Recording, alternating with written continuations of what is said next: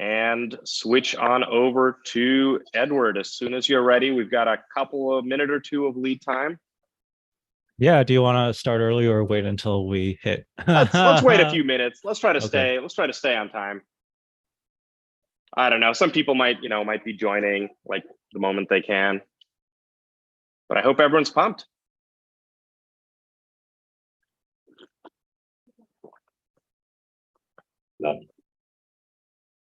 Yeah, while we're waiting, I can point out some fun statistics. So this year is a little bigger than last year, so we're continuing to grow bit by bit.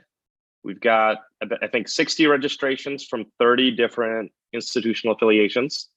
So it's giving you quite a sense of just how diverse the group of attendees is. So they're not all here right now, but people join and leave over time. Pavel, can you remind us how we want to do Q&A? Yeah, again, the way to do Q&A, if you're on the Slack, you should already be in this channel called FPTalks 23. And the moment Edward starts talking, I'll put a message in the Slack saying, questions for Edward's talk on GPU, rule everything around me, please put them right here. And then you can just comment in that thread. We'll take some of those questions for Q&A after the talk. Typically, we run out of time. There's more questions than we can get to. And then, hopefully Edward has a moment to look at some of the questions after his talk and answer them. Or during the break or something like that.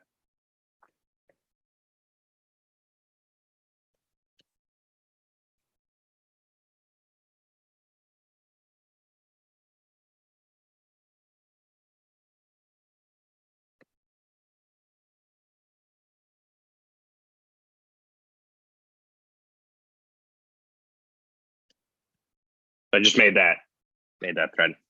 Okay, let's go ahead and get started. It's 11 o'clock. Hi, everyone. I'm Edward. I'm an engineer at Meta. I work predominantly on PyTorch, the deep learning framework.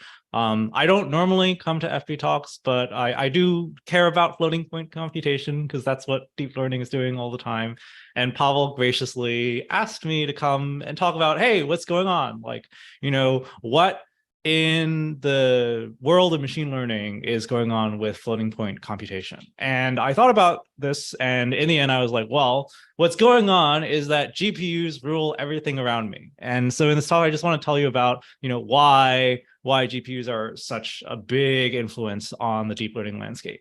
And really, and this is important to emphasize because I do know a little bit about scientific computing from my previous life, and deep learning is like just a really, really strange alternate universe to like the normal like floating point questions we ask in scientific computing. And like one really good example of this is sort of what is going on with just floating point representations in deep learning, right? Like, double precision, no one uses double precision in deep learning. Like, yes, if you're doing a simulation, that would be totally what you would want. But in deep learning, like we're training these neural networks, and like there's a bunch of things that we're trying to do. And it turns out that we don't actually need that level of precision most of the time to get the results we want to do. In fact, people are like, hey, 256, floating point values is more than enough for the things that I want to do. And that's sort of where things are marching to. And I just want to explain why this is a thing.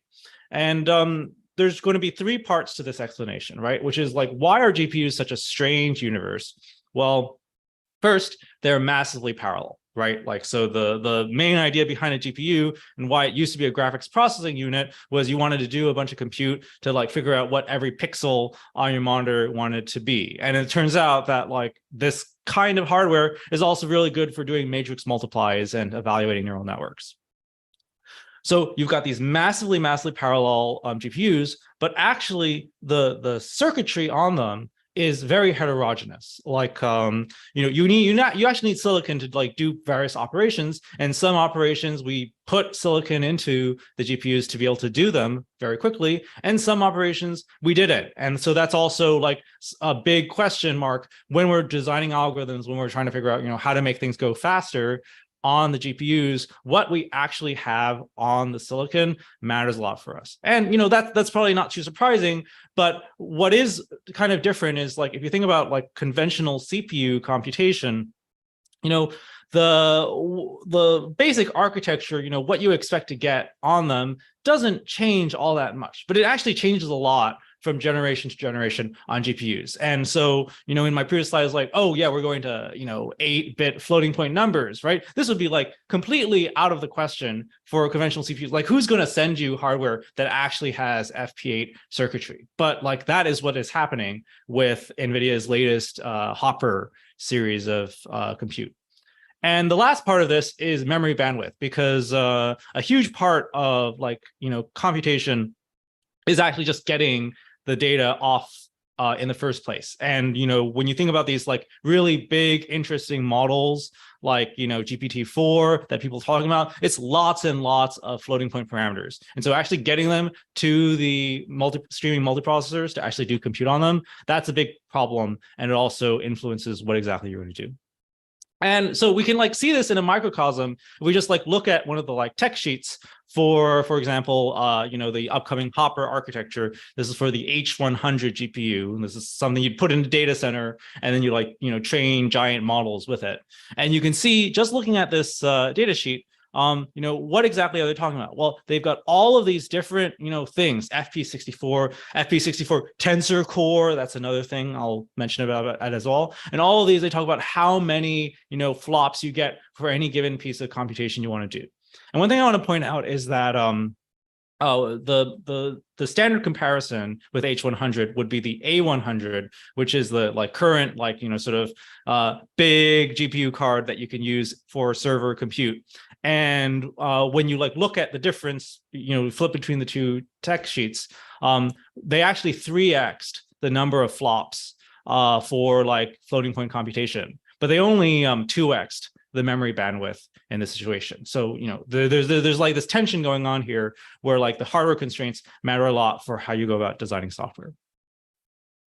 Another answer for why floating point computation is so strange is that, hey, if you're doing a simulation, you really want to approximate real numbers as well as you can. But in deep learning, right, we're all about fiddling around with the weights to do better at some task. And so your network can often work around lack of precision. And so this is sort of the name of the game in a lot of situations when you're training neural networks.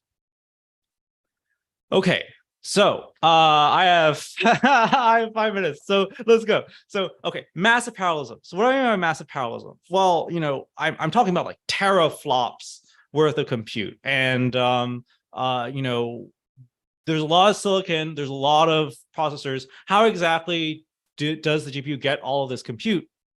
Well, they just have a lot of silicon for it. So this is a picture of a streaming multiprocessor, which is the general, it's like a unit of compute on the GPU. And each of these FP32 units is something that can do an FP32 instruction per cycle, actually 2 in the case of H100s. And you see we jammed all of these onto this streaming multiprocessor. And so unlike a CPU, these all have to do exactly the same compute from step to step. You can't do different things like a normal CPU. You have to do exactly the same thing. So it's really good when you're very parallel.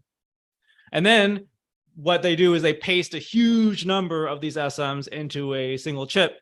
And, there's a cache that they access, and then the actual RAM in question. So you get about 80 gigabytes of memory on the really beefy server cards. And, you have to plan your algorithms around this because, the GPUs are really, really good at running, massively parallel compute very fast. But then if you want to communicate, well, that's kind of expensive. And one of the pain points for optimizing algorithms on GPUs is managing the caches on the hierarchy to make things go fast.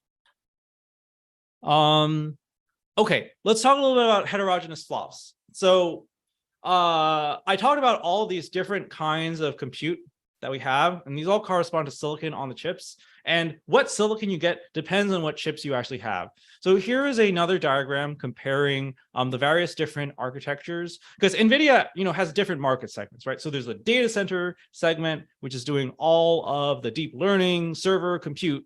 And then there's also all the gamers, right, who buy NVIDIA, cards because they want to, have really nice graphics for whatever video games they're playing.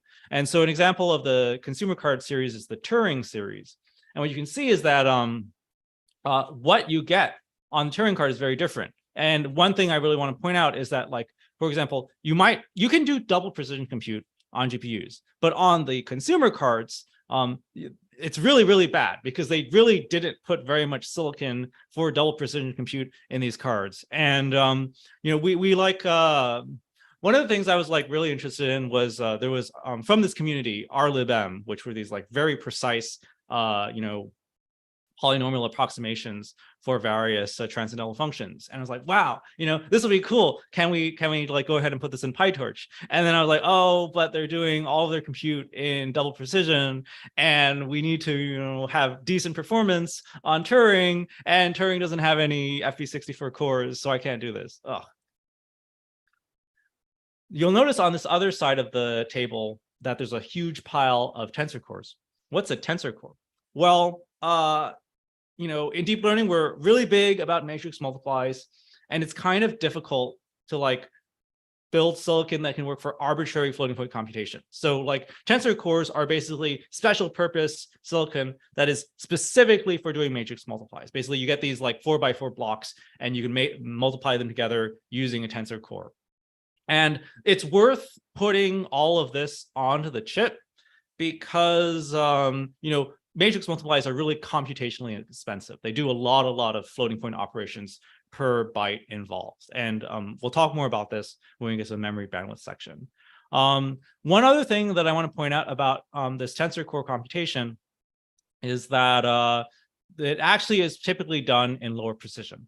In fact, you cannot do a floating point 32 matrix multiply using these tensor cores.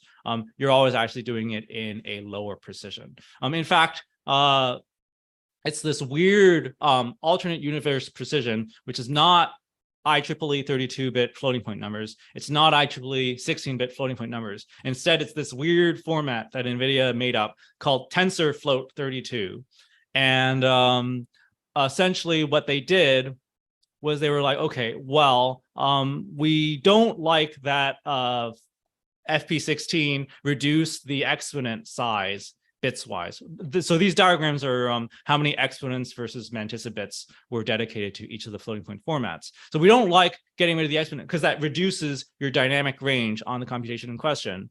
But we also need enough mantissa bits so that we can actually accumulate decent accuracy. And we don't want to pay for 23 bits of mantissa. That's way too many bits of mantissa. So they're like, okay, we're going to just invent this new floating point format, and it's only going to show up inside the internal computation for the matrix multiply instructions. But then you get a bunch of people complaining that, hey, that's weird. How come my matrix multiplies are like losing, precision? Well, it's because, they were trying to save on silicon, and they're using this internal format. And we actually, they asked us to turn it on by default, and we did for a bit, and then we turned it off by default because there were a bunch of people doing regular scientific compute, and they're like, hey, my matrix multiplies aren't working anymore. What's going on? Sorry, because NVIDIA was like, it will converge with regular deep learning.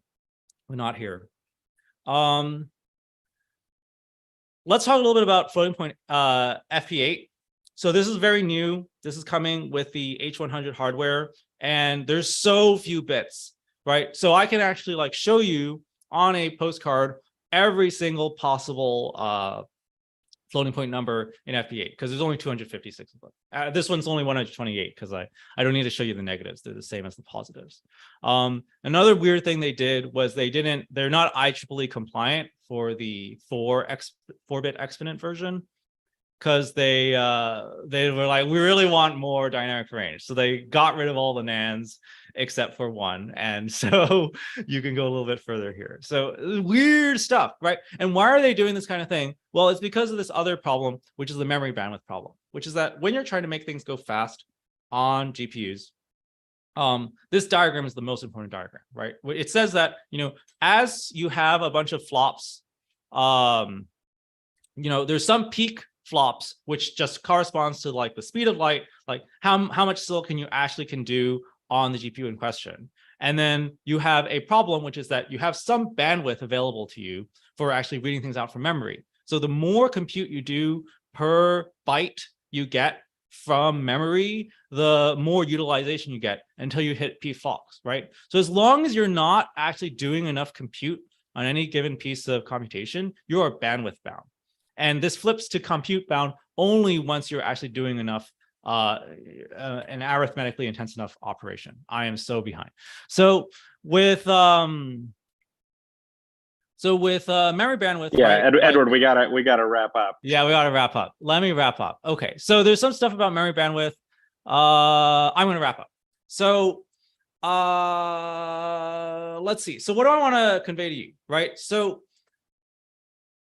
the data size for deep learning compute makes tooling challenging, and we don't care that much about accuracy, but we care a lot about like reducing the size of our computations via quantization or sparsity or low precision. So, very interesting, different universe. And I'm gonna do questions.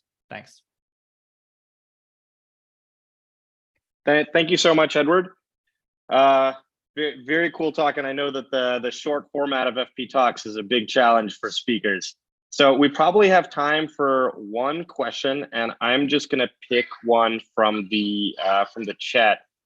Sam, do you want to ask your question? Do you want to unmute and ask directly? Yeah. So good talk and really nice. From the hardware perspective, people, what are you pushing NVIDIA to actually go and add to their GPUs? What is the massive missing bit? What would give you next performance up? That's a good question. For the most part, we don't. How much can I say here? Okay, from like the open source framework developer perspective, NVIDIA looks at what the trends are for like what people are really interested in deep learning, and then they decide to put stuff into the chips, and then they tell us, hey, we're doing this on the next chip, and we're like, okay, we will modify our framework. So it's much more the other direction, where NVIDIA tries to like figure out what they want to do, and then they say, okay, you're getting this hardware in a year, and we're like, okay, well, we will make our frameworks work for this case. And sometimes they like make bad choices. And an example of this is like they added support for like 1-bit and 2-bit multiplications, and they got rid of it in the latest one because no one was using it. Like it just didn't get any framework uptake. So that's an interesting thing. Okay, I can already see from the Slack that there's like 5 times as many questions as we can ask. But we also need to move on, and I'll answer them on the Slack. So thanks for the questions. Yeah, absolutely, and that's what the Slack is for. So our next speaker is Dolores.